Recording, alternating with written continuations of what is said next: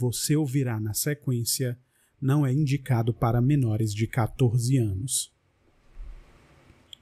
Olá, amigos, eu sou o Dom e esse é o Crimecast, podcast sobre crimes reais. Se você está ouvindo o Crimecast pela primeira vez, eu te agradeço pelo play e seja muito bem-vindo aqui. A todos vocês que já me acompanham, o meu muito obrigado pela audiência e por continuarem a ouvir o nosso podcast. Nós vamos hoje para o episódio de número 64, mas antes eu quero pedir a vocês para seguir o Instagram do Crimecast, que é o Crimecast_podcast. Compartilhem o Instagram e compartilhem também os episódios, para que mais pessoas conheçam o nosso podcast e eu possa continuar trazendo conteúdo para todos aqui. O link que o levará direto para o perfil do Instagram estará na descrição desse episódio. É isso, amigos, mais um episódio aqui no Crimecast. Antes de tudo, queria agradecer aí pela audiência, que vocês que continuam me acompanhando, tá? Os episódios sobre o massacre de Columbine, eu vi que vocês gostaram bastante, né? E hoje a gente vai para uma nova história, tá? Um desaparecimento ali bem intrigante, né? De um vencedor de uma loteria. Então é isso, amigos, a gente vai para o episódio 64, o desaparecimento de um vencedor de prêmio da loteria. A caminhonete de David Taylor foi encontrada estacionada numa rodovia pela patrulha rodoviária que guinchou o carro. Verificando dentro do veículo, os policiais perceberam que todos os pertences do homem estavam lá dentro. Logo, a polícia apura que David havia acabado de ganhar na loteria. O policial que encontrou o carro relatou que a chave do veículo estava em cima da bomba de transmissão. A carteira também foi encontrada e uma mala, que, segundo o policial, estava bem arrumada. O policial também informou que o celular de David Taylor não foi encontrado, assim como também o bilhete da loteria. Rapidamente a notícia se espalhou pelo condado de Richland. O homem desaparecido é David Mark Taylor, conhecido como Dave. A família de David é de Burnwell, que fica no interior. Dave é conhecido por trabalhar com reformas de casas. Matt Davis, investigador do condado de Burnwell, conta que o homem comprou uma raspadinha no final de semana e foi premiado com o valor de $10.000. O investigador explica que David iria na segunda-feira retirar o prêmio e diz que a filha do homem telefonou para a delegacia dizendo que não tinha notícias do pai há algum tempo. Cat, esposa de David Taylor, disse que o homem tinha ligado perto das 3 da tarde, mas que não falou nada e que ela só ouvia um barulho parecido com papéis voando. A esposa de Dave informou que essa foi a última vez que ele telefonou. Os investigadores de Richland, então, ligam para falar pessoalmente com a esposa de David e perguntam quando ele saiu de casa.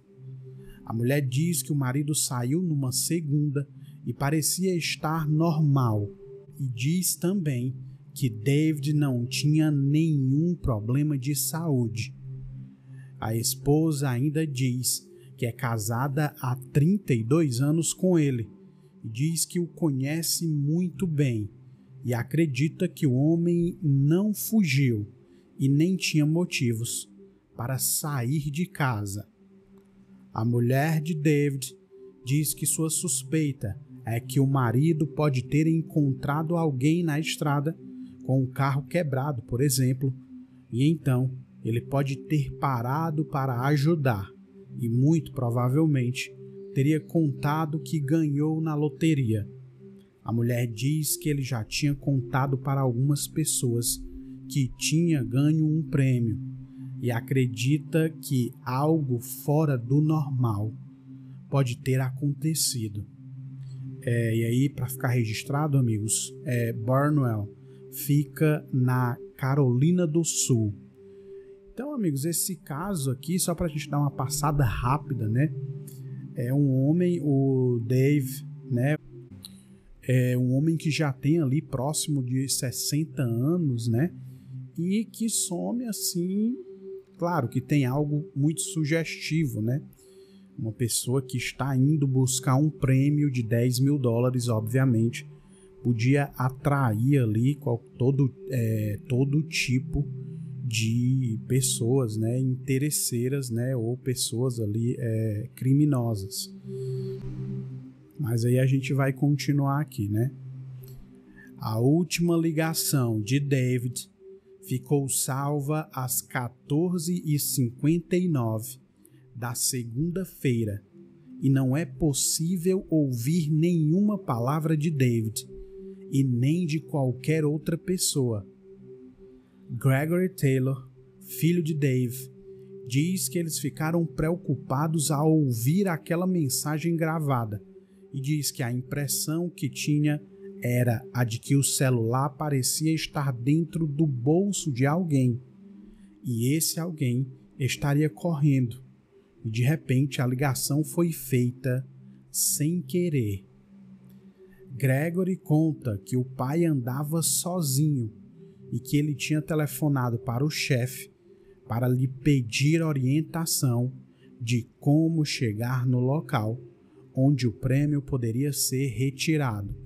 Essa mensagem, né, mensagem entre aspas, né, ele quer dizer que é um áudio ali que foi feito, que é o que deixou eles preocupados, né, como se tivesse sido feita uma ligação, e aí vocês já devem ter ouvido algo do tipo, né?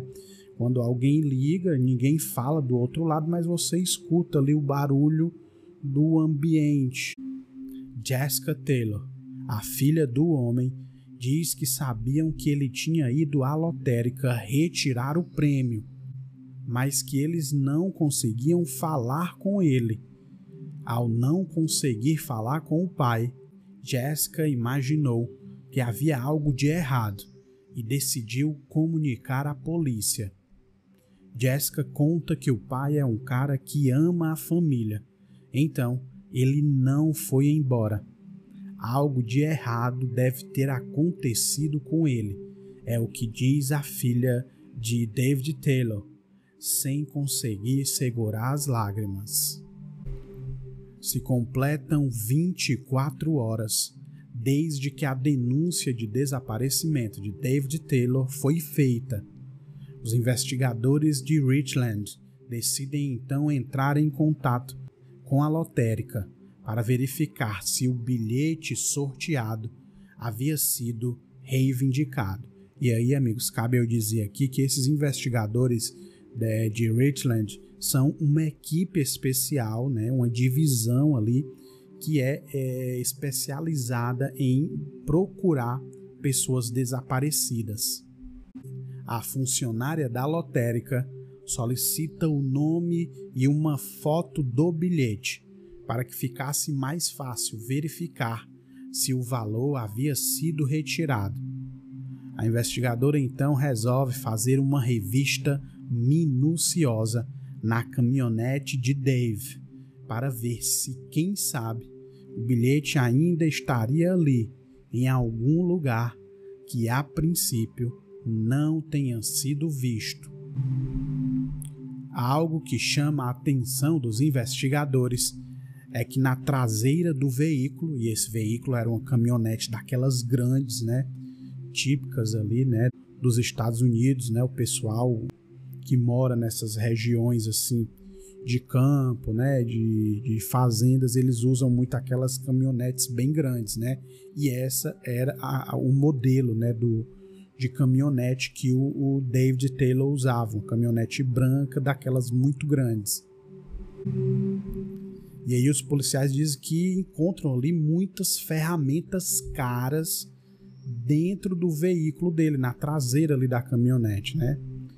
Ferramentas que têm um valor considerável. E aí os policiais descartam a possibilidade de assalto, pois aquilo certamente teria sido levado. Os policiais também encontram vários papéis e correspondências de Dave dentro do carro. Além disso, itens pessoais e até sua carteira. O bilhete e o celular são as únicas coisas que não estão no carro. Olha só. Mesmo sem encontrar o aparelho, os investigadores solicitam os registros com a localização do celular de Dave nas horas anteriores ao desaparecimento. Ao receber os dados da localização, a polícia percebe que a movimentação do homem é bem estranha. E aí aqui, amigos, ela vai falar um pouco ali dos lugares onde ele teria passado naquela região onde ele foi retirar o prêmio, né? Às 10h22 da manhã, ele passou por um lugar chamado Orangeburg, indo em direção à Colômbia, que era onde ele iria sacar o prêmio.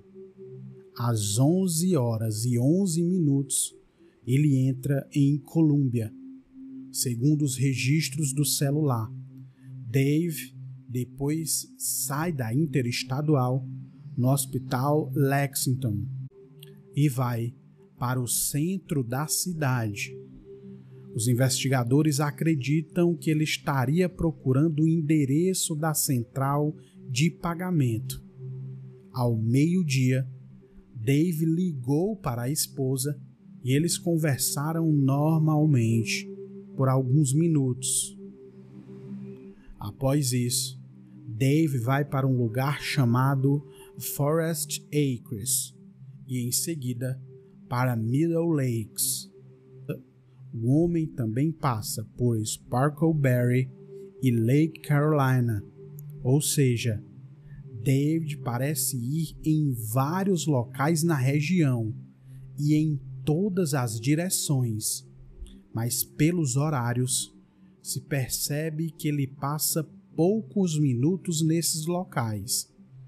Os investigadores ficam intrigados, pois não entendem por que Dave está indo àqueles locais, pois muitos deles são lugares conhecidos pelo alto índice de criminalidade e tráfico de drogas.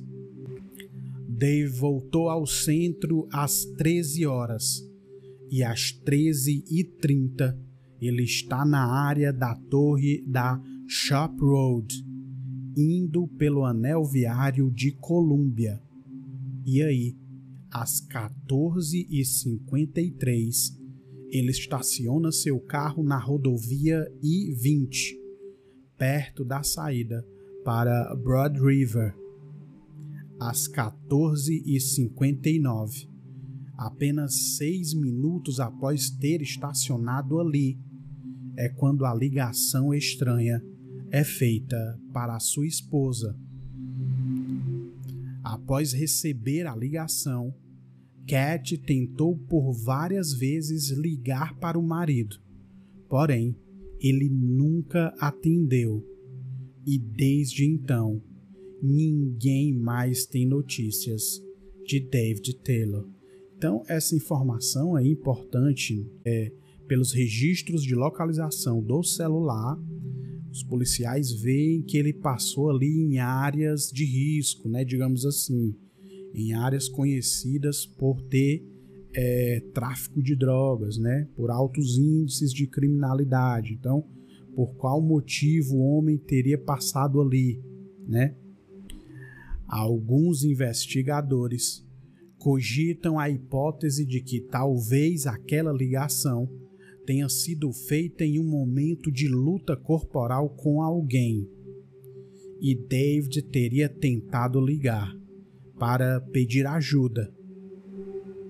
O investigador-chefe levanta outra possibilidade, a de que David talvez tivesse se perdido, pois era alguém do interior e em algum momento alguém poderia ter oferecido ajuda ao homem entrando no carro com ele com o pretexto de lhe ensinar o caminho para a lotérica. Olha isso. Dentro do carro, os peritos haviam encontrado uma nota de uma farmácia que ficava na rua Harden, onde David comprou 2 isqueiros e decidem ir até o local para ver se eles têm imagens das câmeras de segurança. Os investigadores vão até a CVS Pharmacy em Columbia e falam com o gerente do estabelecimento, que lhes mostra um vídeo em que Dave é visto nitidamente dentro do local. Um funcionário se lembra que ele comprou apenas os isqueiros e queria informações de onde ficava a lotérica. David vestiu uma calça jeans e uma camisa de malha na cor branca. Os investigadores tentaram ver imagens de outra câmera que pegasse o estacionamento para ver se alguém estava no carro com David ou se alguém o seguia quando saiu da farmácia, mas não havia imagens que pegassem o local onde ele parou o carro. E aí nós vamos para o relato de uma agente, né? Ela é a chefe da divisão de pessoas desaparecidas, a Heidi Jackson. A profissional confidencia que é muito fácil se envolver em casos de desaparecimento e que querem sempre fazer o melhor pelas pessoas que estão precisando de ajuda. Mas isso pode ter um preço muito alto. A agente diz que se lembra de um caso em que uma menina de 15 anos desapareceu. Então ela ficou muito próxima da mãe da menina e passou muito tempo com essa mãe. A policial diz que seu desejo era tirar a dor daquela mãe e encontrar logo sua filha. Mas o final não foi um final feliz, e ela viveu a dor junto com aquela mãe. Após esse caso, sua opinião sobre pessoas desaparecidas mudou completamente. Heidi Jackson diz que seu trabalho e de sua equipe é um desafio emocional. Então, por vezes, ela tenta proteger as pessoas que trabalham com ela. Porém, é impossível conseguir fazer isso. Então, amigos, aqui, cara, é algo interessante de se comentar, é que esse trabalho, né? E aí a gente vê que aqui é um trabalho de uma divisão específica, né? Não é a polícia dos Estados Unidos, né? A gente sabe aqui, eu já falei isso outras vezes, que a grande parte da polícia dos Estados Unidos, elas não têm ali uma boa reputação em relação a procurar pessoas desaparecidas, né? Não só na questão de interesse, mas também na questão de estar preparado para isso. Aqui, nesse caso que eu estou contando para vocês agora, é diferente. É uma divisão especializada em trabalhar com esses casos de pessoas desaparecidas. Então, elas trabalham realmente de uma forma muito mais empenhada, né, de uma forma muito mais humana. E aí, a Heidi Jackson, que é a chefe dessa divisão, conta isso, né, do peso emocional, do desafio emocional que é trabalhar ao lado de pessoas que têm um ente querido desaparecido e que muitas das vezes esses casos não têm um final feliz, né? E aí a gente volta, né, para o caso do David Taylor, porque a investigadora Rains recebe um telefonema da lotérica com a resposta sobre o bilhete premiado de David. O bilhete foi comprado na região de Goose Creek e foi verificado que há registros de 2 bilhetes de $10.000, mas os 2 bilhetes pagos foram de Seneca e Spartanburg. A lotérica informou que até aquele momento o bilhete premiado em Goose Creek não havia sido descontado. Olha isso. A divisão de investigação fica sem entender o porquê de David ter ido até Colômbia e não ter pegado o dinheiro. Afinal de contas, $10.000 é muita coisa, ou seja, não faz sentido algum ele ter ido à cidade e não ter sacado o prêmio. Completam-se 36 horas desde a denúncia do sumiço de David Taylor e ninguém faz ideia de onde possa estar o homem de 59 anos. E aí nós vamos para um relato da esposa do David, né, sobre a relação dela com o esposo. Cat lembra que é casada com um homem há 30 anos e diz que eles sempre foram uma família unida, que sempre se ajudou e evoluíram juntos. Cat diz que Dave gosta de passar muito tempo com os netos e está sempre cuidando para que todos tenham o que precisam. E aí agora o relato também da investigadora do caso, né? A investigadora Rains. A policial diz que se recorda que a primeira vez que deu uma notícia ruim a uma família foi horrível, pois aquilo lhe afetou muito. O caso em questão era de uma mãe que tinha sofrido a perda de um filho e, ao receber a notícia, ela não aguentou. Segundo Rains, a mulher caiu no chão, totalmente arrasada, como se realmente não acreditasse que aquilo havia acontecido. Rains lembra claramente de sentir a dor na voz daquela mãe, enquanto ela chorava em desespero, sem parar. Então, cara, é algo assim que não é para todo mundo, né? A Heidi Jackson, né, a chefe da divisão, contou ali, né, como que é essa carga emocional, e a investigadora que trabalha dentro da equipe, né, conta isso aqui, né, de ver casos assim que não acabam bem, né, e isso é algo que afeta muito quem está ali próximo, quem está ali trabalhando, querendo que tudo termine bem, mas nem sempre tudo vai terminar bem, né? A policial diz que a melhor forma de lidar com seu trabalho é tendo a certeza de que fez tudo o que podia e de que não deixou passar nada, mas que mesmo assim nunca fica mais fácil. Será sempre uma tarefa difícil de se fazer a cada caso. Os investigadores recebem uma informação de que uma mulher telefonou para a polícia no dia em que o carro de David Taylor foi encontrado. Em ligação, a mulher diz ter visto uma caminhonete branca estacionada na grama ao lado da rodovia I-20 e viu quando um homem se afastava do veículo, atravessando as 6 faixas da rodovia a pé. Ao ser perguntada sobre a roupa do tal homem, ela respondeu que não reconheceria o homem se o visse hoje, então não lembra dos detalhes, não lembra do que o homem vestia quando o viu.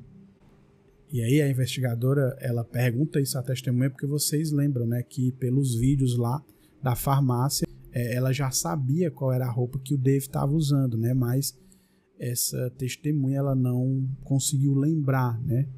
Os investigadores apuram que próximo ao local há um grande campo de golfe, esse local onde essa pessoa foi vista correndo, né, atravessando a rodovia. E aquela é uma rodovia muito movimentada, né? Por isso a testemunha achou estranho, né, que uma pessoa atravessasse correndo ali 6 faixas de carro ali, né, naquela rodovia.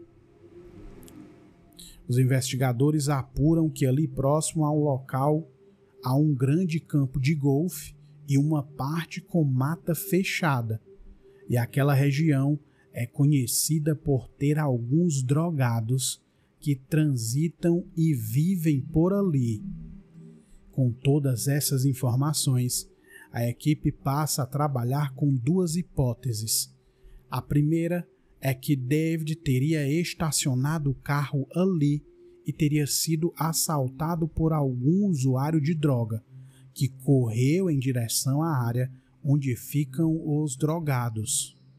A segunda hipótese é a de que David parou o carro e, por algum motivo, correu atravessando a rodovia e indo em direção à área onde há os usuários de drogas.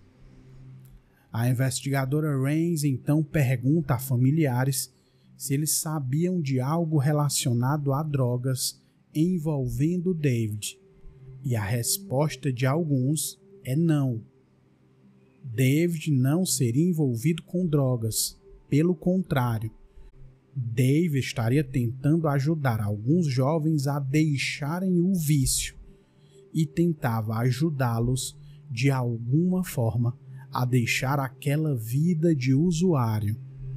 Os policiais então apuram que algumas pessoas da família de David têm problemas com drogas, e inclusive os filhos tiveram ou têm vício em drogas pesadas, como heroína e metanfetamina.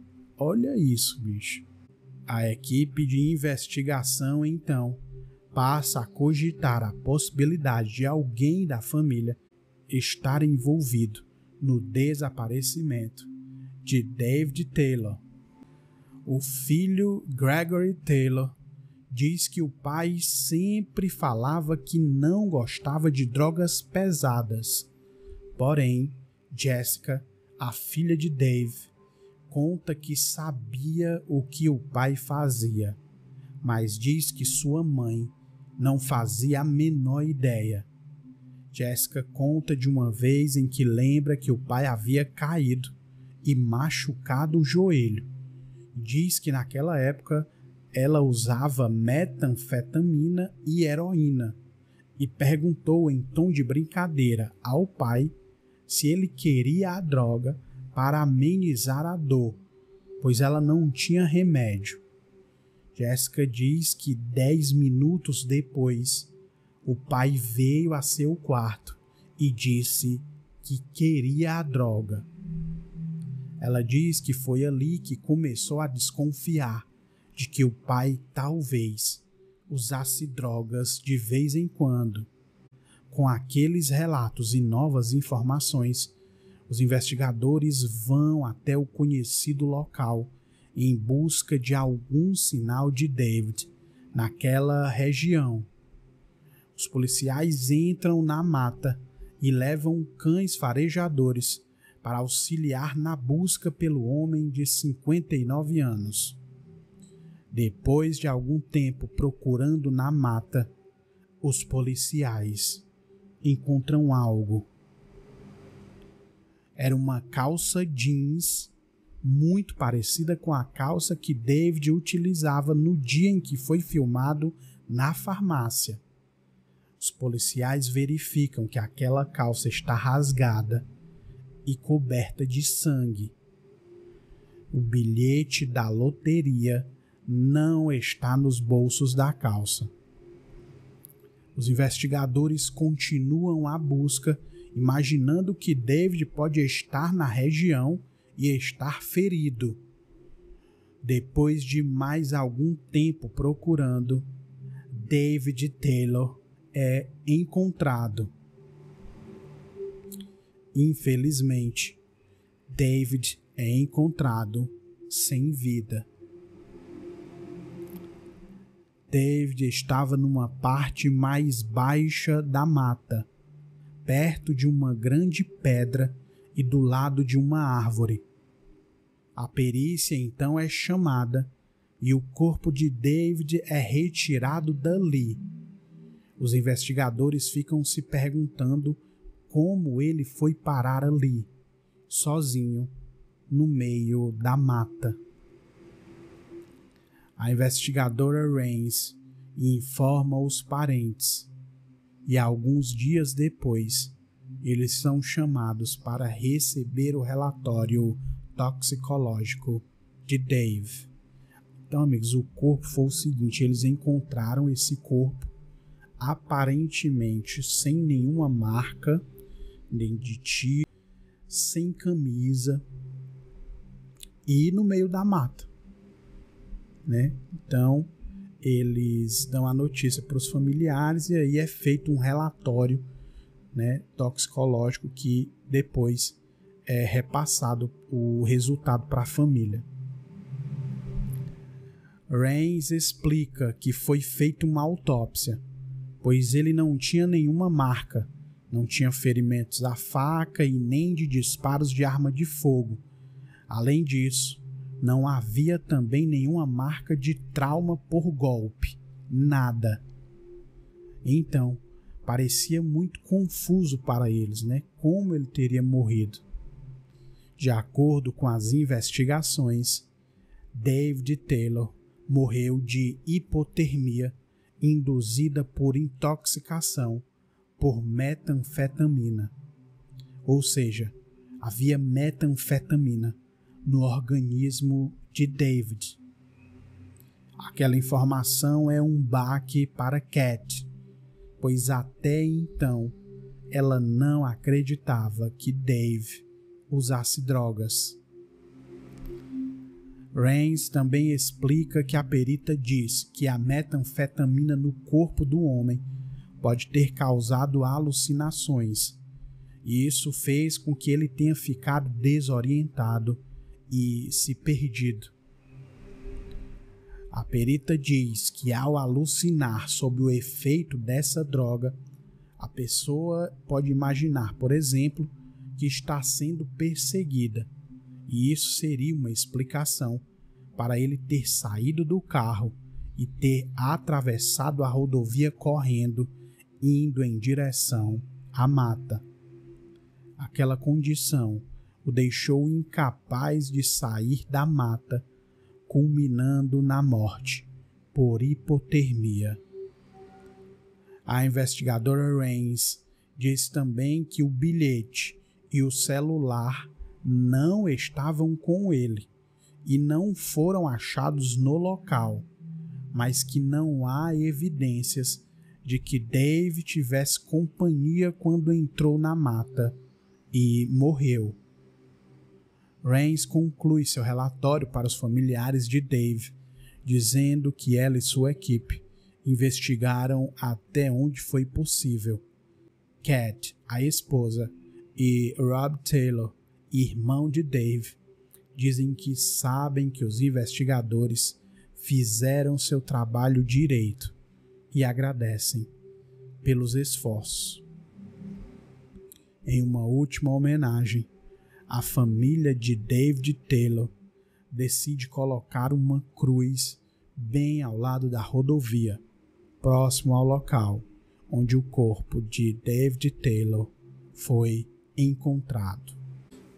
Então é isso, amigos. Eu vou ficar por aqui, né, com esse caso aí, cara, que é muito triste, né? Você vê que a esposa do Dave, né, a Cat, mesmo mais de 30 anos ao lado do cara, ela não acreditava que o cara, na verdade, tinha um vício em drogas e drogas pesadíssimas, né?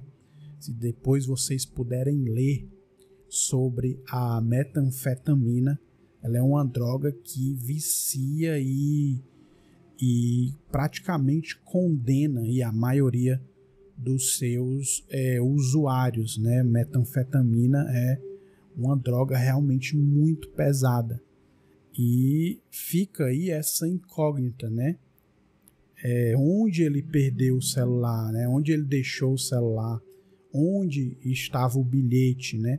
Os investigadores dizem que não havia nenhuma evidência de que alguém estivesse com ele ali quando ele entrou naquela mata, né?